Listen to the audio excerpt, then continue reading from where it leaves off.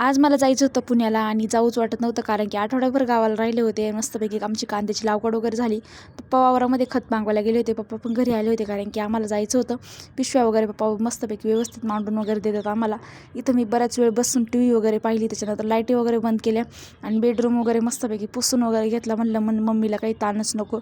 दीदी पण रेडी झाली होती. आम्ही दोघांनी पण स्टोल घातला आणि सगळ्या भाज्या वगैरे घेतल्या होत्या. मेथीची भाजी, कढीपत्ता, वांगी, कोथिंबीर, परत पालक, शेपूची भाजी, सगळ्या भाज्या वगैरे आणल्या होत्या. फायनली आम्ही पोचलो होतो दीदीच्या रूममध्ये. तर गेल्या पहिली केळी खाल्ली, नंतर राजगिऱ्याचा लाडू खाल्ला आणि दातामुळं काही मला राजगिऱ्याचा लाडू पण खाता येत नव्हता. मग आम्ही दोघी बाहेर गेलो इडली सांबार खायला. खूप दिवस खाल्ली पण नव्हती. त्याच्यानंतर घरी मेथीची भाजी नेसायची होती. लसूण कांदा आम्ही सगळं घरूनच आणलं होतं. आज रात्रीची पालकची भाजी करायची होती. इकडे टाकीचा कॉक चालू केला तर एवढं पाणी गळत होतं ना की बास रे बास, काय लिकीज झाले काही समजतच नाही आम्हाला. नंतर दीदीने मसाले भात केला होता. मस्तपैकी मसाले भात खाल्ला, कारण खूप भूक लागली होती. नंतर टेरेसवरती आलो. खूप दिवसानंतर आम्ही टेरेसवरती आलो होतो. मस्तपैकी इथे एडिटिंग करायला बसले होते. आय होप तुम्हाला व्हिडिओ आवडला असेल तर लाईक करा, शेअर करा आणि सबस्क्राईब करा. चला बाय.